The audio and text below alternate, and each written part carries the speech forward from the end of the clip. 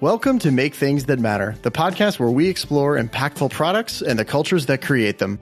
I'm your host, Andrew Scottsko, and if I'm doing my job well, each episode of this show will help you to do meaningful work, make things that make things better, and have a great experience doing it.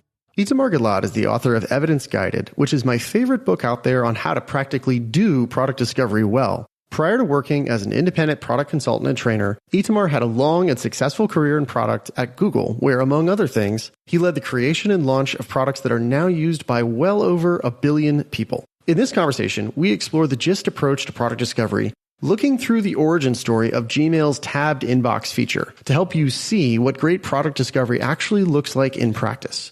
We also go deep on how to think about road mapping and how to think about formulating strategy, all within the crazy levels of uncertainty that we are all dealing with. So without any further ado, please enjoy learning from one of my favorite product thinkers out there, Itamar Gilad. Itamar, my friend, it's so good to see you. Thank you for being here today. How are you? I'm good. It's great to be here. Thank you for inviting me. Oh, absolutely. I mean, I said this to you on our last conversation. We were not recording, but I mean it in all seriousness. I've given your book, I think I've gifted your book more than any other book in the last 3 years. Obviously, your book hasn't been out for 3 years. So that means it really came out of the gate strong in my world. So I'm just excited to finally get you here on the show because I have literally gifted your book to I think every person I've worked with and a few other people. So it's just great to have you. And thanks for writing a hell of a book. So this is the growth hack for all the authors out there. Get to be friends with Andrew, and you're all set. Exactly. Yeah, I remember you were so generous with your time. I'm also working on a book, as you know, and you made a great point of you should make sure you talk to the people who consult on this stuff and who recommend lots of books. And I was like, that is a very good point. This is an often overlooked point. That we have these connectors that are very good at recommending your book to other people, and consultants, coaches are often these connectors. They know a lot of people, they know a lot of books. So really thinking of these people when you're writing a book is very important in my mind.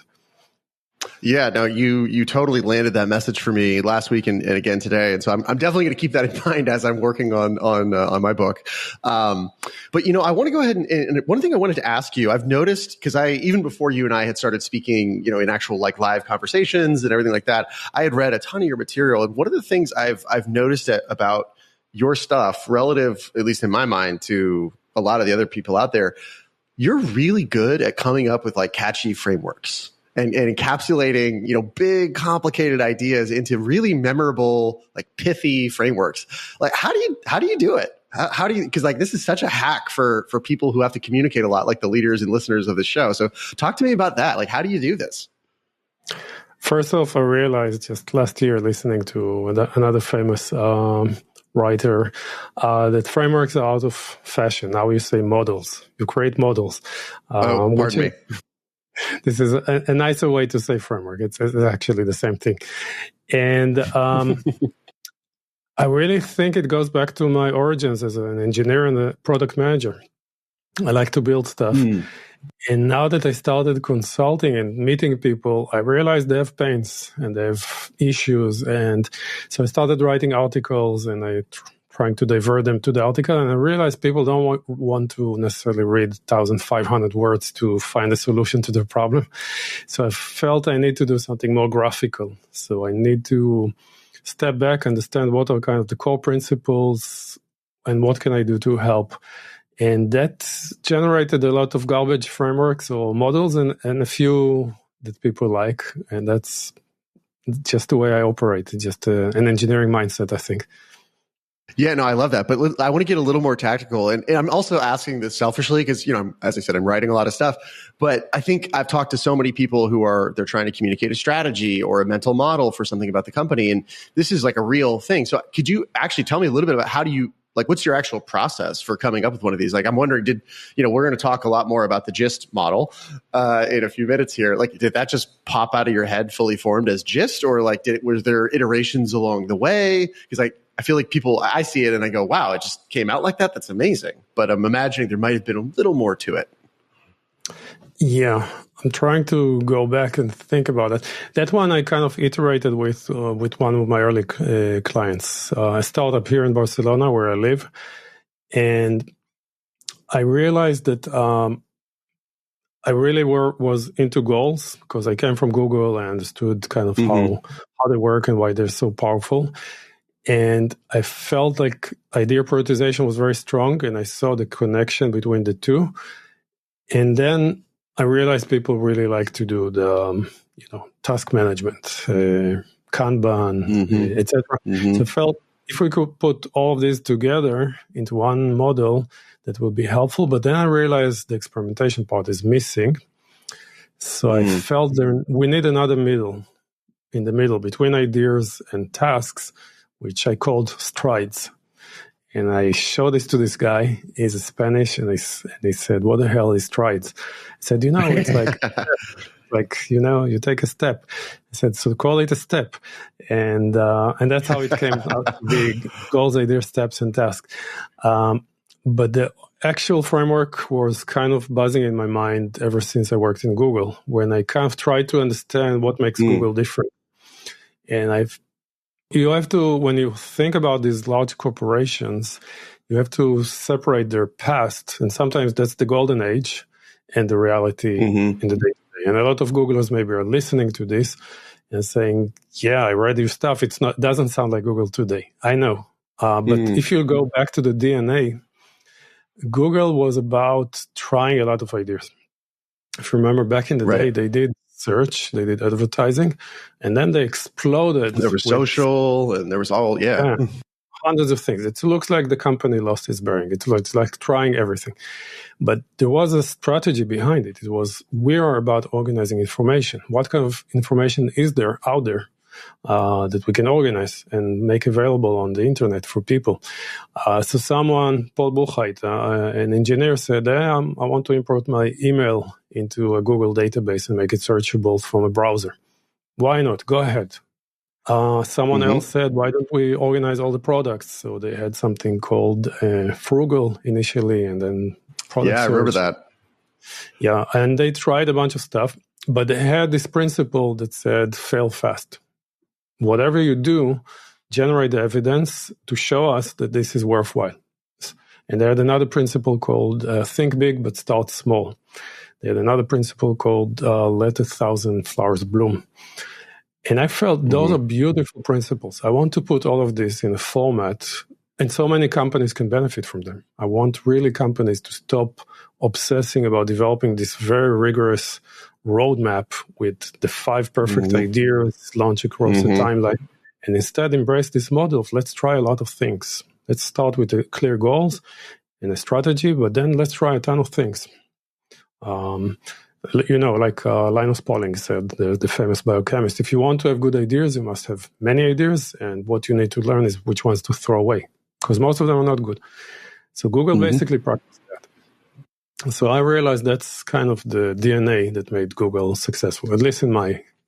And I wanted to capture that, and I said, okay, you have to start with goals, but then you need to create this ideas layer to tell people it's a tree. For each goal, there couldn't be just one right idea to achieve the goal. There are multiple ones. It's a tree. So that's created the top of GIST. And then below that, you need to explain to people, you don't build a whole idea in one go. That's just bonkers. You don't even do it in 2 steps if it's a large idea. Just MVP, before we called it a beta, now it's MVP, and then launch it. That's also not very conducive to learning. You need to learn much more quickly. So each idea breaks into a smaller set of steps. Steps are like mini projects that build the idea a little bit in concept or in code and test it and teach you something. And then you can pivot or dump the idea, because most ideas should be dumped. And then those need to be connected to the tasks. And in Google, even the task wasn't a big thing, because people just used this very light form of Kanban, which was beautiful and much less heavy-handed than I see a lot of teams today. Right. But when I went into the world and I showed this to people, I said, yeah, but what about Agile? What about Scrum? What about planification? What about retrospective? So I connected that layer too. So I think this is a very long-winded answer to your question, how GIST came about. No, I love it because, one of the ways, and please correct me if this is not how I should be framing this for people, but, often when I've introduced your work and these models to folks, who all have varying degrees of prior knowledge, right? Some have been in product work for a long time. Some are just learning it right now. One of the ways I framed it is it's kind of like a meta framework that gives you an organizing model for how to do this whole thing, right? And there's a lot of pieces inside of it, but what I loved about it when I first encountered it was I was like, oh, perfect. This is like you've so perfectly captured and named something that I and many others had also kind of stumbled our way into, but you explained it. And it was like, oh, here's how all this stuff, which is so overwhelming, here's how it all fits together and how you actually do it. Is that the right way to frame it? Because that's how I've been framing it. And if that's not right, I'd love to be corrected. That's actually much better than I explain it, how I explain it. So yes, it's totally a meta framework. Like if you take each one of the layers, like goals, what you find inside there is not anything that I invented. There's North Star metric, top KPI, metrics trees, value exchange loop, OKR. Yep. These are things that existed for 50 years, some of them, or 60. But I do find that people really struggle to put everything together. I meet so many CPOs, and they all create their own little mix of everything. And sometimes it's beautiful, and I learn a lot from it. And sometimes they're just lost because they're trying to compound something really complex. And I'm sure you've seen this too. So I try to create... I also lived it. Yeah, exactly. Me too. So I think there's something to say, here's how it all fits together. But caveat, it's not the only way. It's one way to do it. Just be aware. Totally. Yeah, absolutely. Yeah, I think that's a great caveat. So let's get into it a little bit more because I would, of course, I wanted to have this conversation because I'm a huge fan of the book and your work. But for those who have not yet bought the book, and for that listener, please go fix that. Can you just give us a quick run through about how you kind of just laid it out a little bit in terms of the goals, ideas, steps, and tasks, but if there's maybe a story you could anchor this in to kind of bring it to life a little bit, could you walk us through how does this come to life? All right, so it's a bit of a long story, but it's a story I give in the book as well. And that's kind of the first time I kind of stumbled on this model of GIST. I was working in Gmail as a product manager.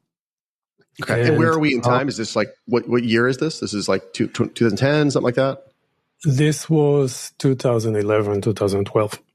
And, cool. And we had this overall strategy to increase engagement because Gmail was really freaked out by the fact that Messenger and other, IMs are taking over all the personal communication, and email was left with basically business to consumer communication, which I think is where it is today, and it's a very valid application, and people need it for it. But back then, we really wanted to engage people.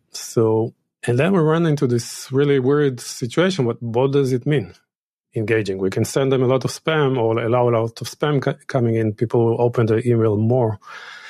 And that got me thinking. I looked at my own inbox and said it's full of not spam, because spam is filtered out, but what we call bacon. Bacon is messages, you understand why you receive them, you have a relationship with this business, but you don't necessarily want to read them. You have promotions, you have notifications. Back then, Facebook was sending a ton of social notifications. And these things really cluttered people's inboxes. And my colleagues at Gmail were very diligent. They were what you call zero inboxers. They would move all of these things, archive them, keep their inbox tidy. And I wasn't. I was a super lazy inboxer. And I just felt, well, it would be great if something just self-organized my inbox and I don't need to deal with this. I'll just get the important stuff. And then I came to my team and to my manager and said, hey, I figured out engagement. Here's what we need to do to just allow people to engage with the emails they really care about. And they said, oh, yeah, very nice. But we already have 5 features we launched similar to yours. So what makes yours different? And why do you think this is a wide problem? Because consumers don't get that much email on average. And there were all sorts of statistics and reasons why this is not a solid idea. And basically, they were pushing back and saying, what's the goal here? Don't start with the idea. Tell us what's the goal. And that, I think, is a good question for every PM to consider. When you fall in love with an idea, step back and say, what is this going to achieve, actually, except this coolness factor? And we realized that it really is about allowing people like me to engage just with the emails that they care about, but allow them to also find that other email if they want to, not just bury it. So finding, and we attach some metrics to those, so that the classification, whatever we do, people will never miss something that is important to them. We had ways of measuring that, and they will engage with the messages we think are the most important. And then we started brainstorming ideas. There was my idea, which was initially kind of like creating something on the side that says, hey, by the way, you only got some notifications, etc. But then someone else, a designer, came up with this tabbed inbox model where it's actually, the inbox is segmented into a few tabs. This is the origin story of the tabbed inbox. It is, yes. Yes. All right. I love it. I use that thing all the time. Please, thank you for this. I'm so happy this exists. So keep going. Thank you. So we started defining the categories. That took a while, naming them. That's always challenging.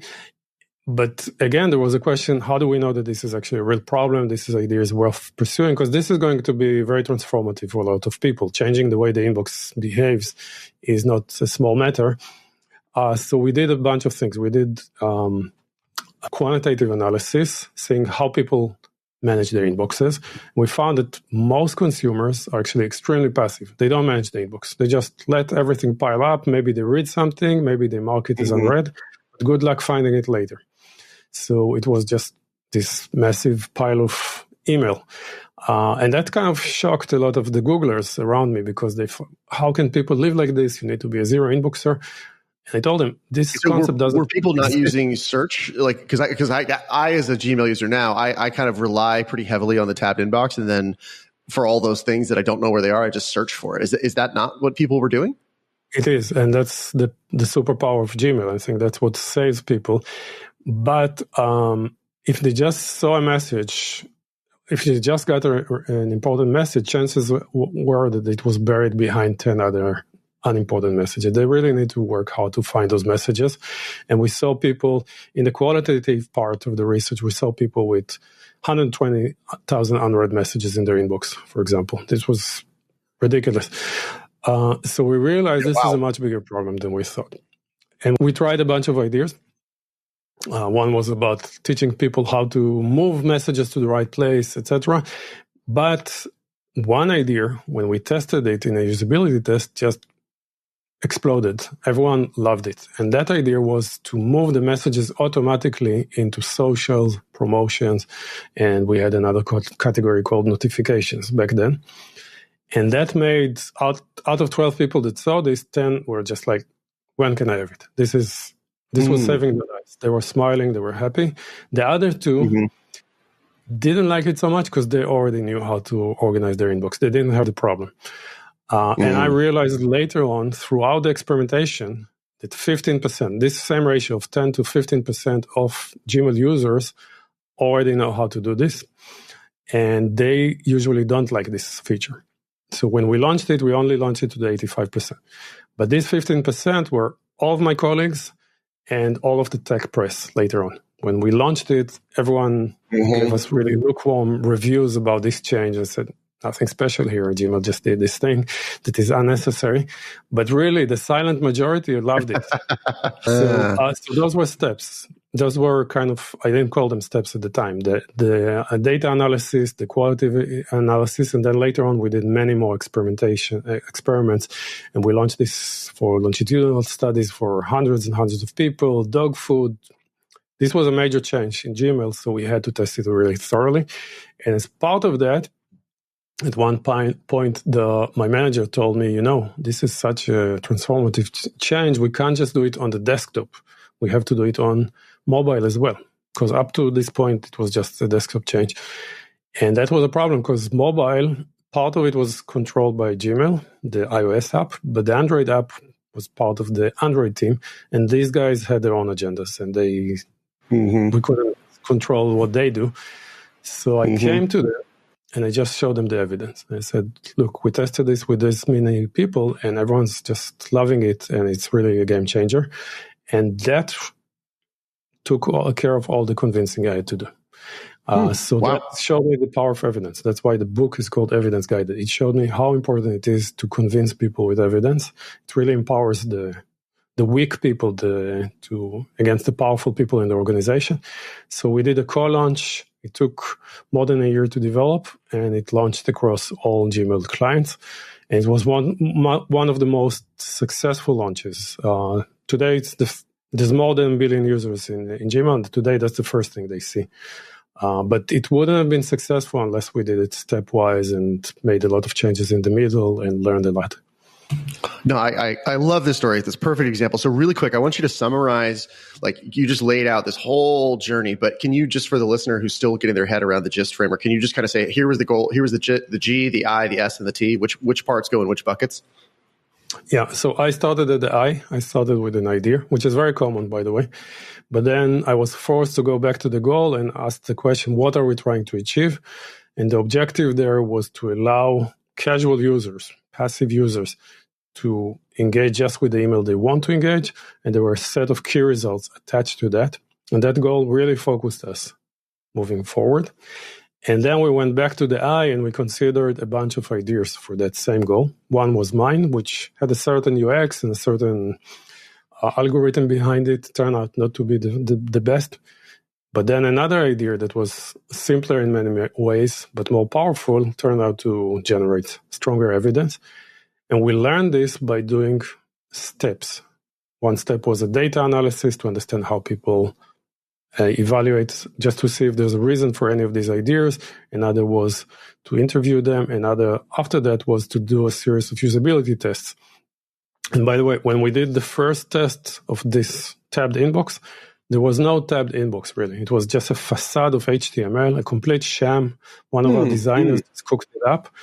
And when we invited people in, the interviewer would distract them. Like they would sign some sort of release, and he would distract them and ask them questions about their lives and the usage of email. And in the background, some of us would start moving the messages to the right tab, just the sender and subject. It was permitted by the release they gave us.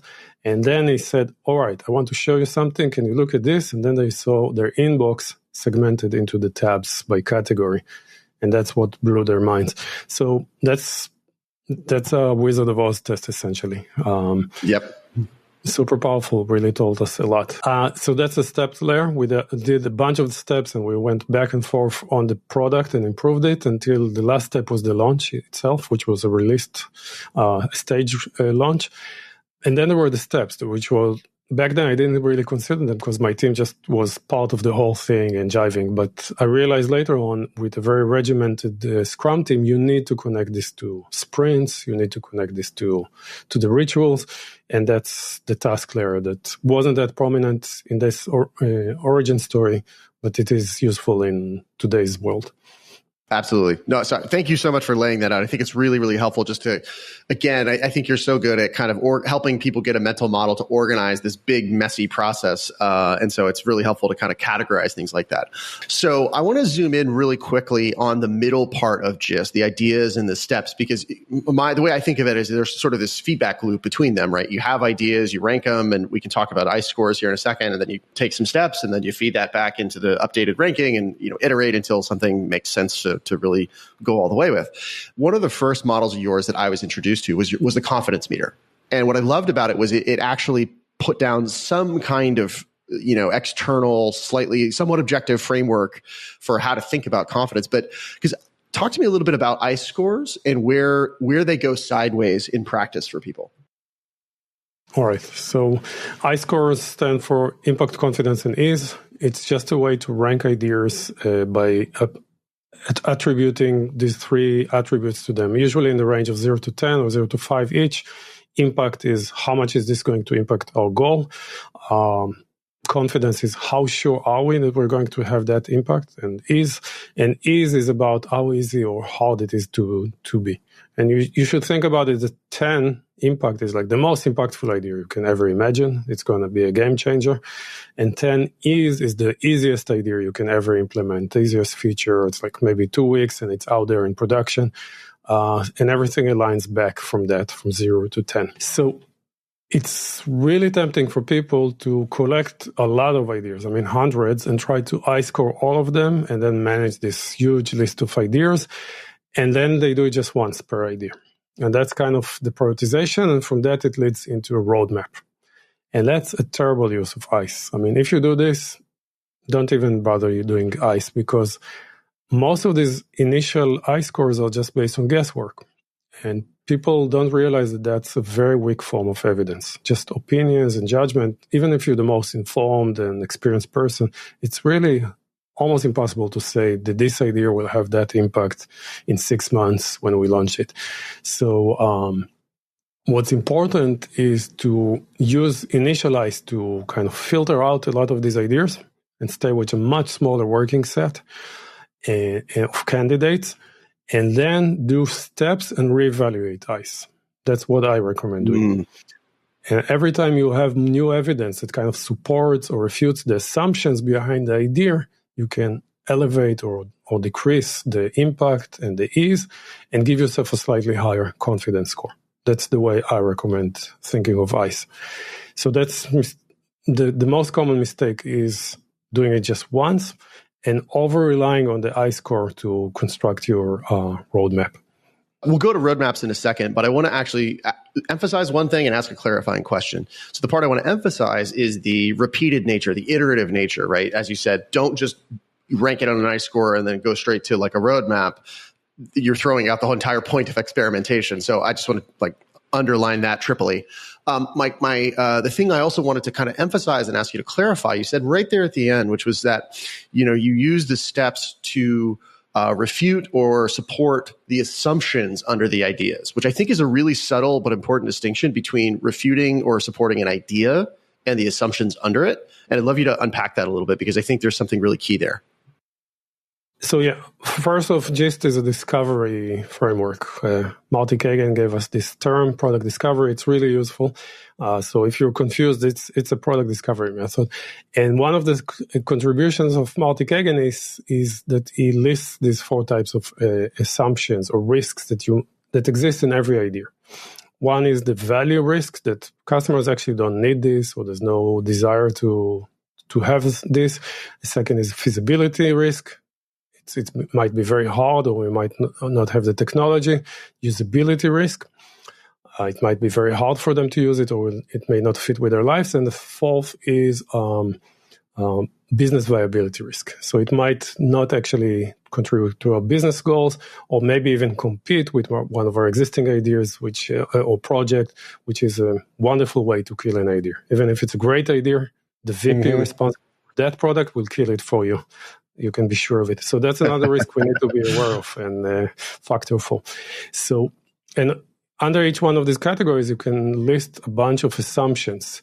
This will work if, do people really need that? Will people be willing to pay for that, etc.? And those are the things you want to test in your experiments, in your steps. So when we did the tabbed inbox, for example, one of the most immediate big risks was whether or not they understand what happened to their messages, why they ended up there. So that Wizard of Oz step helped us determine that this assumption is verified. People completely got it. It wasn't easy for them to explain. So that was the usability risk. Yeah, that was a usability risk, exactly. And also the value risk. Is it actually something they desire and they want? Yeah, they absolutely wanted it. So, but going back to the confidence meter, that didn't give us 100% confidence, because we only asked 12 people, and out of them 10 said for sure yes. But you can definitely be on the wrong side of statistics, and when you launch this to the whole population, it might turn out that it's not good. So that gave us what I call medium-low confidence, which is enough to go to the next step and build a more evolved version of this thing, which we actually started using internally within Google. what's called dog fooding. And that gave us even more confidence, and so on and so forth. That's the cycle. All right, cool. So now I think we need to take a second and touch the third rail here. So I think we need to talk about roadmaps for a minute.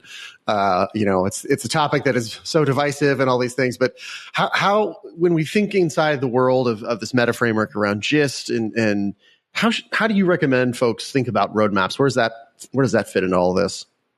Yeah, it's such a central topic. I mean, when I was growing up in product management back in the late 90s, early 2000s, that was the core of product management, roadmaps. Everyone was like, where's your roadmap? And still today, for a lot of companies, like having the right roadmap is a sign of success. We nailed it. We did the planning. There's a bunch of problems with those output roadmaps, as we call them, or release roadmaps, because they require an awful lot of time upfront to sit and decide these are the most important ideas. This is what we're going to launch this year. Usually a roadmap used to be a yearly thing. In some companies, multi-year.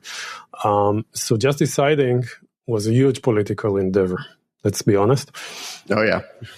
And the annual planning cycles from hell, right? Yeah, exactly. I hated that. And often it's based mostly on opinions and some sparse data and consensus. And, it's not a really good decision mechanism either.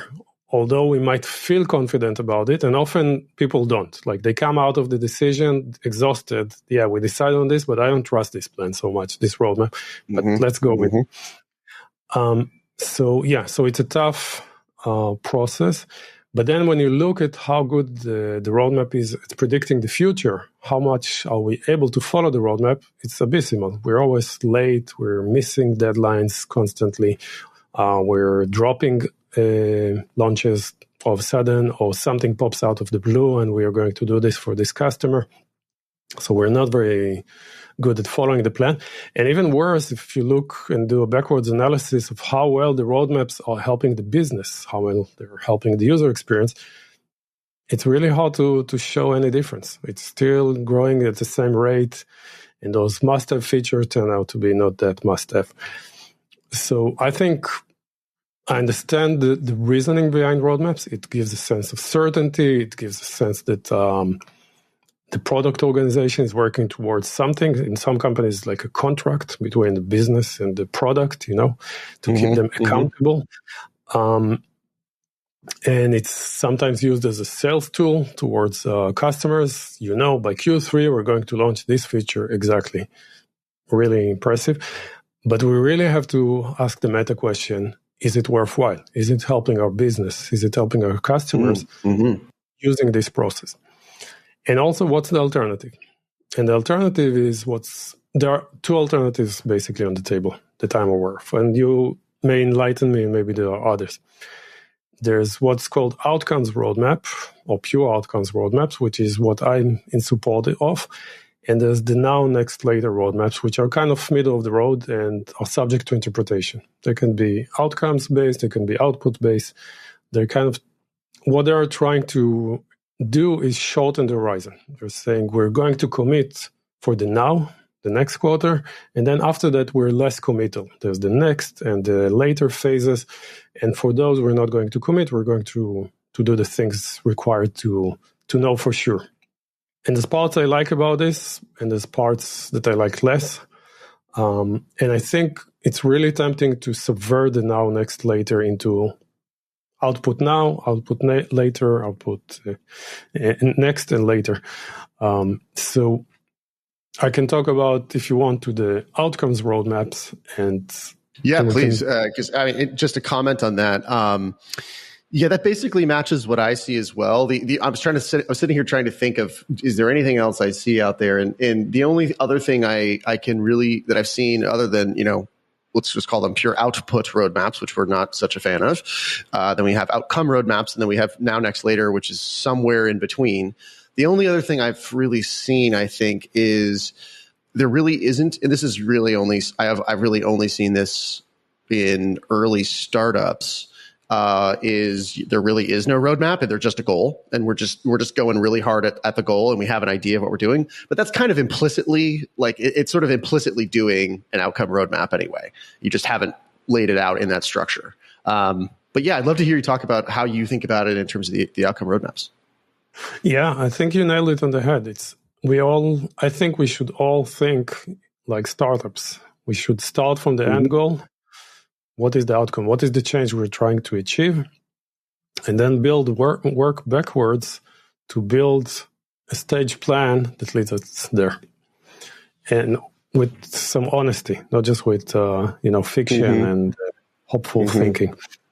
So first off, let's take a typical case. It's a mid-sized company, a few hundred people. The company has, let's say, 4 main OKRs in their yearly goals. I would say take the year, divide it into like an actual timeline, and place the OKRs on it. Say, when are we going to start working on this goal, and when are we going to stop working on it? And then at that point, we expect to achieve it in full. What does this mean? If we look at the key results, we could put a check mark next to all of them. If we said we will reduce churn from 3 to 2.5, by that point, that will be true. If we said that we will acquire that many new customers or shorten the onboarding time or whatever it is, we want to nail it by that point. So that alone is an interesting exercise.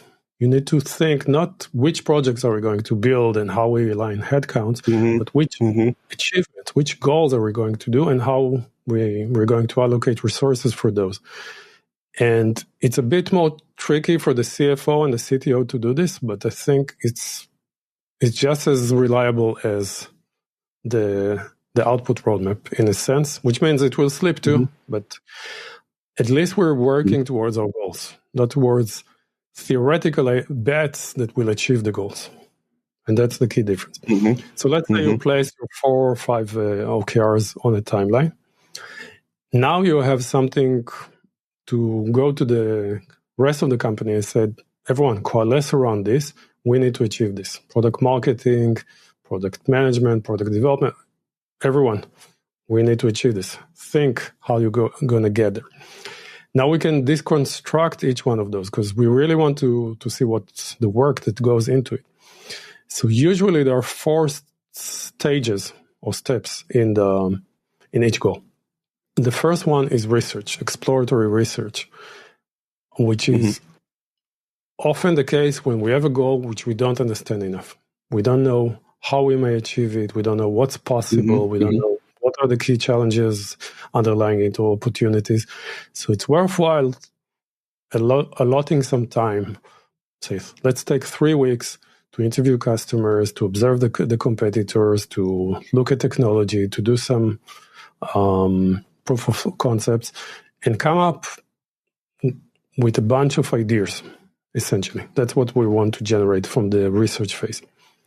The next phase, which is slightly overlapping, because every time you find one of these ideas, you can switch into it, is discovery, which is exactly what we covered until now in the GIST framework, which is let's validate which of these 9 ideas we came up with actually works. The statistics say only 3, by the way. 1 in 3 is the best case scenario. So let's do discovery on these ideas, which first means evaluating them using ICE, then picking the ones that look most promising and then starting to do steps on them. Some we'll throw away or pivot, and some we will double down on. And eventually, some of these ideas, let's say 3, we will validate enough to the point where we have sufficient confidence to say, no need to validate enough anymore. And we need to move on into delivery, which is the 3rd stage. Every time you find one of these ideas, switch to delivery, and then just heads down, build it, production ready, and launch it. But then the outcomes you expect will not materialize immediately. There's a delay, a propagation delay until the customer deploys it, until the customer starts, new cohorts come on, etc. So you need to monitor. That's the 4th stage, monitoring. And of course, the number of people you need for each stage is different. In the research phase, you need a few people, and other people can work on other things. In the discovery, you need a bit more. In the delivery, you need a lot of people. And then in monitoring, you need far fewer. So you can do some resource leveling when you think about this way.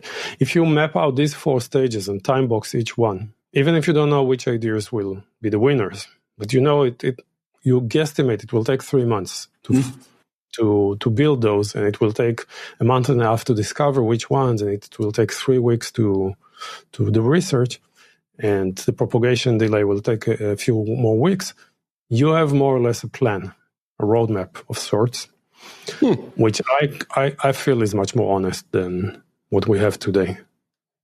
Yeah, no, I really like the way you laid that out, because the question that I was wondering about was, I was thinking, you said a few minutes ago, we should probably all work more like startups. And I can imagine so many people who don't work in startups, who work in enterprise and much bigger companies going, yeah, right, that sounds nice.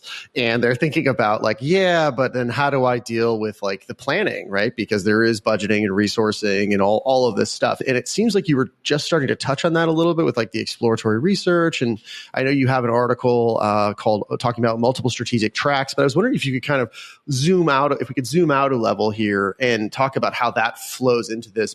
Absolutely. So we talked about goals, but it's really hard to have concrete goals without a mission and a strategy.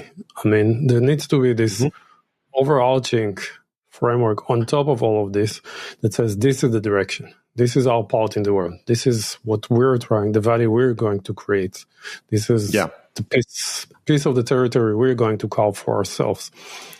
And the strategy, for me, is a theory of how we'll get there. Long-term, broad, and it's ever evolving. It's not like, there's a tendency to do a planning, like an offsites. Totally. Strategy offsites, the strategy is done for the next 3 years. Absolutely not, never works. Oh, God, no. So it's an evolving theory. And the theory usually involves opportunities and challenges we're seeing and some research, as you said, to better understand those. And then we need to do some sort of strategy discovery as well. Just like we discover products, we need to discover the strategy. So the article you reference is a pattern that I call MUST, multiple strategic tracks, which says once you have this mission in mind, you might want to explore multiple things in parallel. Not just bet on the one thing. You see a bunch of opportunities and you're going forward. Google, again, is a good example. Google saw the opportunity to organize the world's information. That was the mission, right? But they saw so many different opportunities for information they can organize. And then there was, for example, video. They realized early on people are going to upload a lot of what was called back then user-generated content, and video is going to be searchable, and people really want to find other people's video. They were very visionary in this sense. So they launched their first attempt as this strategic track was something called Google Video, which was much like YouTube, but not successful. It failed. Google was always struggling with social. They don't get social. They're data people. And that was true back then. It's still true today, if you ask me. So it failed. In most companies, they would deduce that the strategy has failed. But in Google, they just said this attempt at capturing the opportunity has failed. But the strategy is very valid. We still want to be able to index all the videos in the world. What's the next best idea? And then that idea was, let's acquire the best video startups around. They looked around, they found in San Bruno the startup called YouTube, and they acquired them. And there was some due diligence, of course, to validate this is a good idea. And that was much more successful. So if you look at Amazon, if you look at Netflix, if you look at basically every successful company, in that article I also explain how this applies to Apple and the iPhone, you realize it's almost never like a predetermined strategy where some visionary leader says, this is the product we need to build and this will achieve our goal. They kind of try out many different things. Most of them fail, but they learn from the failure and they combine, and eventually they ended up with something that is very, very significant. And that's how I recommend companies to think of strategy as well, at least in product companies. Once you have that, product discovery can come into place and delivery and all this good stuff that we talked about, the roadmaps. But it is a very important infrastructure that a lot of companies are missing. Yeah, I see the same thing. Hence the work what I'm trying to do. I'm basically, I'll say this for the first time publicly. I'm trying to do for strategy what you did for discovery. Like I want to write the strategy version of evidence guided. So that's my aspiration. So, you set the bar very high, my friend. So I want to, I'm curious about that in terms of, it's almost taking the same mindset that we do in product discovery, just up a couple levels to strategy, right? It's saying, hey, we have a mission. We have the way I kind of frame it for people is often like mission, vision, and measures, right? We have a mission. There's some fundamental thing we're trying to do. There's a vision of like, well, what might that look like? Hopefully we have a vision like that's concrete and, people could actually look at it. That's often shockingly missing. And then we have some high level kind of impact measures, right? Of, if we are wildly successful, we might have this level of impact in the world and a couple big metrics that represent that. And then you have this gigantic chasm and then sort of resume on the other side of like product discovery and all these things. And it's this middle zone, this missing middle where strategy lives. And that's what I'm trying to solve. And so the question, I love bringing this iterative, evolving theory mindset, evidence guided mindset to the work of strategy, because it's so much about as the subtitle of your book says, in the face of uncertainty, right? We're navigating through this crazy uncertain world with evidence. And so I guess with all that preamble, the question I'm curious about is when you think about discovery at the strategy level, right? So we have some ideas about how we might do a thing, right? We think video is a key part of the world's information. We want to organize that. Let's get some people, like a little strategy squad, to kind of go off and see if there's a there. When you get into the sort of discovery bit of strategy, where you're trying to figure out where there's something worth truly pursuing in product discovery, how do you think about validating or substantiating things at that level? Like, how does something jump from like the strategy idea level to like, yeah, we should go work on this for real? That's a great question. And I think you are in a better position because you're helping more companies at that level. So I'm interested to hear later your thoughts on that. I think it varies by company, and I think there are multiple ways to do it, but here are two canonical ones. At Apple, when they were developing kind of the strategy around the phone, at some point they realized they need to have a phone to protect their income from the iPod. It was really a defensive move, a strategic defensive move. What they expected from people is to keep showing them demos, to come up with stuff. And in Apple, it's a very top-down kind of company in the sense that the approval and the decisions and the funding comes top down, but people are welcome to bring out ideas and to demo. And the managers have this very distinct taste and knowledge of the market. They're very special type of managers. I don't recommend this as a general system for every company, but in Apple it works. Especially Steve Jobs was the master of all of this. And so some people came and showed them multi-touch. Irrespective of phones, they thought it would be a desktop thing initially. And so another team came and demoed an iPod that was gutted and fitted with modems and other things. And they just built a phone with the click interface, with the wheel interface of the iPod. And that was another idea. And they allowed all of these ideas to coexist and to try to develop and come back and show them more evolved versions of them. And then Steve Jobs would kind of say, all right, this is not working. You guys start working on that and rearrange things. So that's one way of doing it. If you take Netflix, for example, back in the 2000s, they realized sending DVDs in envelopes has its limits. We're getting to the point where instant delivery through the internet is viable. Initially, they thought about downloads, which was kind of the main idea there, but they had a lot of gaping open questions. How do we monetize this? Is there a social element to it?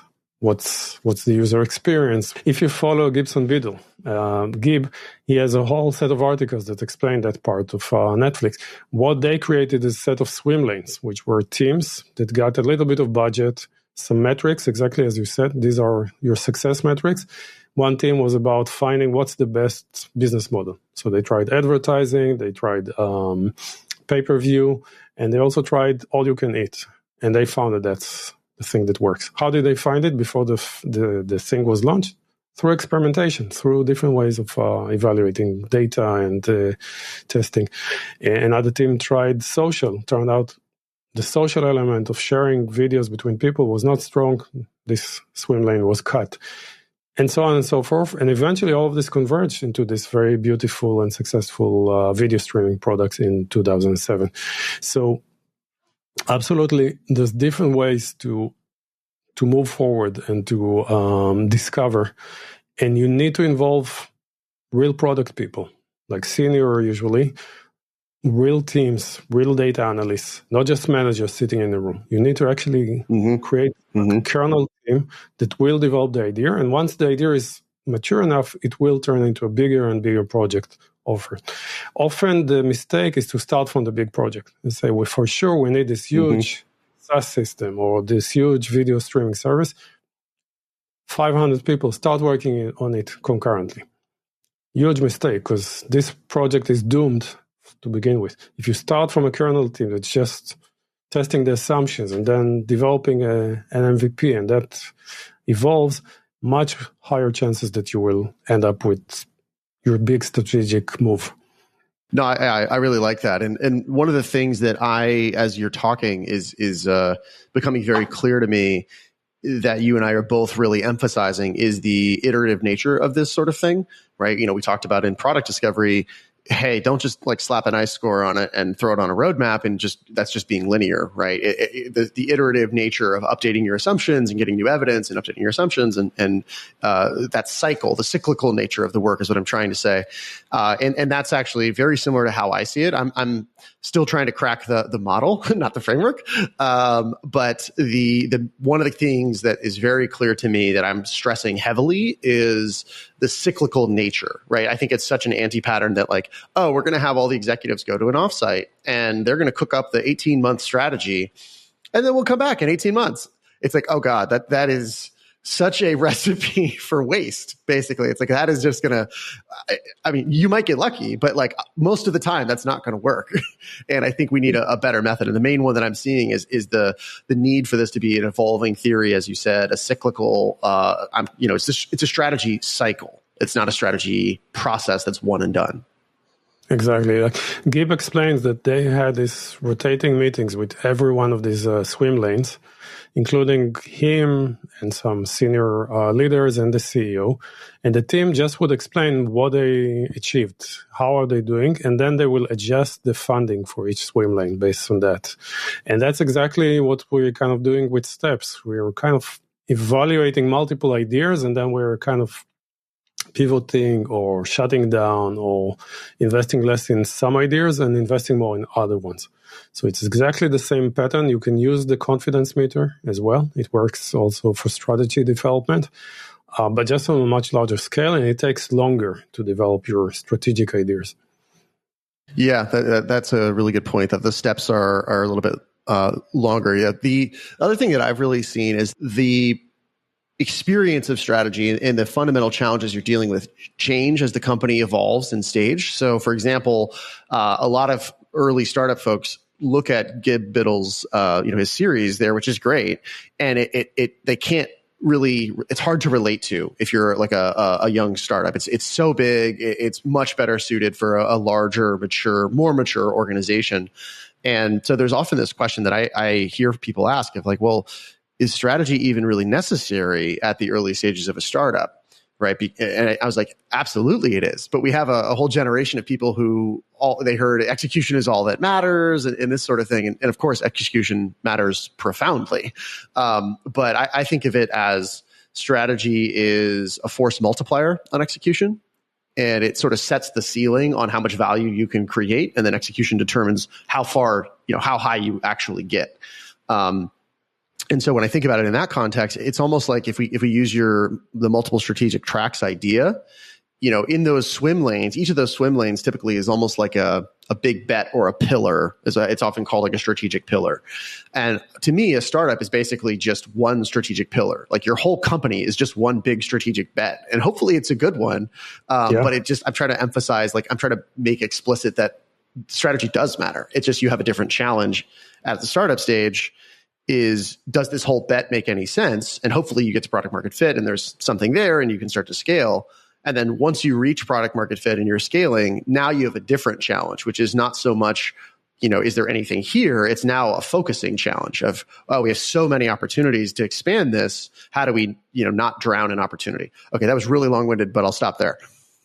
No, I agree with you. I think part of the challenge is the word strategy means a lot of different things. And some of these meanings don't apply to startups. Like, let's think how to strategize, how to partner, how to expand our footprint in emerging markets. Right. You don't have a product yet, so none of this is relevant.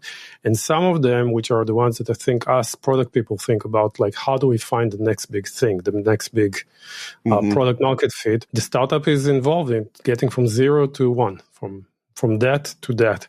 And so it's extremely strategic. Everything they're doing is actually inventing the future company, inventing the future product. But it has to be extremely discovery-based and iterative. They cannot just be executing on one idea. That's a sure way to burn out a lot of cash, unless you're extremely lucky. So I think it applies to them, but I also understand the people that think strategy does not apply. From a product perspective, a startup is almost like, if we took a big company like Google, right? They have, and we take Gmail as a big product line there, right there. That was one big strategic bet that became a whole product line and probably its own, I don't know if it's its own division or however it's, structurally organized. And it's like, well, a startup's essentially the same thing, just pulled out of that big mothership context. And it's just, the act of doing this kind of work is often better done in a startup because many big companies, just by the nature of their large organization and bureaucracy and incentives and all the stuff, it's a lot harder to do this kind of inventive, high strategic work in terms of products anyway. I don't know if that matches what you see, but that's kind of how I think of it. Yeah. Totally. And I think actually the inception story of Gmail, you can find Paul Buchheit, the engineer who created Gmail, telling this story. He was an investor later on. So it's very typical and actually how startups should behave. So Paul was this engineer inside Google, and he just had this idea for a side project where he can import all of his emails into a Google database. He was frustrated with his ISP. There was limited storage and its search sucked. He said, okay, I'm just importing my email and now I can search it and read it from, he put on it use groups or something that Google Groups had this interface. He put it on it. All of a sudden he could search and read his email from anywhere. So he started sharing this with his colleagues inside Google and said, what do you think about this? And everyone was like, yeah, I love it, but I wish it was my email and not yours. And so feature number 2 was import. I didn't realize this was such an old feature, just to allow other people to import. And then people said, I really dig it, but now I would like to reply to some of these messages. So that gave him, a pipeline of ideas how to improve. And that's exactly how you work as a startup too. Don't just go all in building the entire Gmail. Start small and test your assumptions. Yeah, no, I love it. I want to kind of start to close out here. And the question that I wanted to kind of wrap up our conversation with is I'm realizing that underneath all of the things that we're talking about here is there are certain skills, but I think even underneath those skills, there are certain mindsets, right? And coaching mindset is a notoriously difficult thing. And the mindset in particular that I see people struggle with is around uncertainty, right? Like so much of this work is very uncertain. And I'm curious how you, whether it was when you were at Google or in your own work now, how do you help people get more, if not more comfortable, at least more adept at dealing with all the uncertainty? Yeah, I would say that's the biggest challenge. The adoption is really the hardest. I would separate it between companies that already mentally made the switch, or they want it. They realize that's the way they want to develop.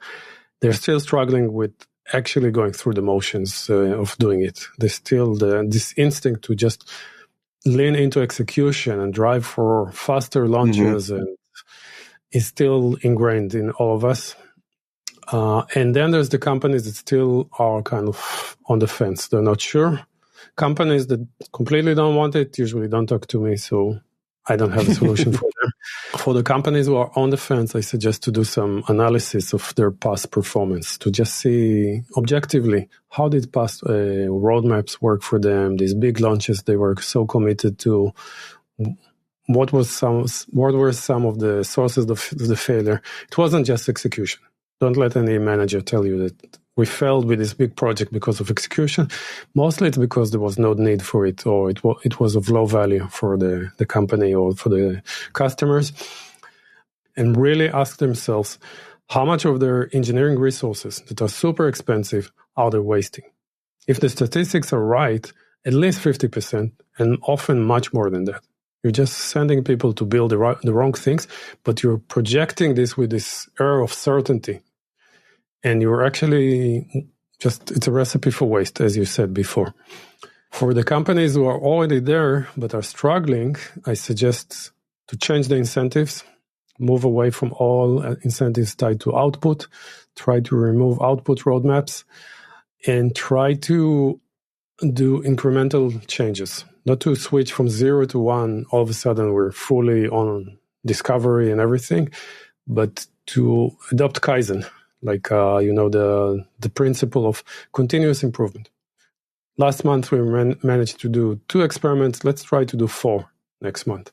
Last month we evaluated just 1 idea.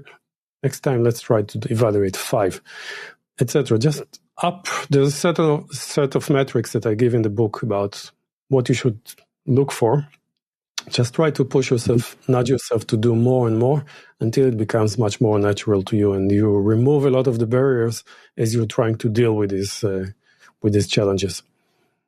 Yeah, which are those metrics? Just so for the listener who wants to go look it up in the book. Some things that are correlated with better products are evaluating more ideas, getting more ideas to a certain confidence level. So being able to say we got at least 5 out of 10 ideas up to confidence level medium, and only launching if you actually achieved the right confidence level. Testing more, running more experiments. Jeff Bezos is a really big one on this. He always encourages more experiments. Getting more experiments that yield learning, because not every experiment is necessarily successful. And then launching more validated ideas. So the ratio of ideas that actually launched and reached a certain confidence level before that should go up and up, and eventually you should launch nothing without confidence. And then the ultimate metric is what outcomes did you achieve with your ideas, or what percentage of ideas actually generate the outcomes you expect. If you optimize for all of those, you are more likely to create higher impact. I love that you spell it out like that, because it's so helpful for people. Again, amidst all this uncertainty, it's very, very helpful to have something to grab onto that will lead you in the right direction. So thank you for creating that clarity. And I think that's a general note I want to say. And just to close this out is thank you for doing the work you're doing, Itamar. It's really, really helping a lot of people. And I'm so glad that you are doing it. So thank you for what you're doing. Please keep it up. And just in closing out, how can folks listening be helpful to you, and where can people find you online? First, really thank you for the kind words. And it's humbling to hear that people like you are finding the value in my work. People can find my things in my site, itamargilad.com, where a lot of the models we talked about, you can actually download as free downloads. Caveat, you'll need to sign up for my newsletter, but maybe that's a price to pay, and then you can unsubscribe right away. I will not hold you to it. And if you're interested in the book, just go and check evidenceguided.com, and you can read all about the book itself. And honestly, I'm looking forward to your book, because it sounds like it's going to be very much in line, and it's going to be a very good experience. Well, you're going to be part of that journey. So I will certainly keep you posted, and look forward to getting your input on all the things. But for now, Itamar, thanks so much for what you're doing, and thanks for being here. We'll see you out there. Thank you. Thanks for listening. If you enjoyed this, I'd be so grateful if you could do me a favor and take about 25 seconds to leave a rating and review on Apple Podcasts. That helps me reach way more listeners, and it also helps me bring you more great guests. As always, please feel free to reach out to me anytime at connect@makethingsthatmatter.com. And until next time, my friends, leave them better than you found them. See you out there.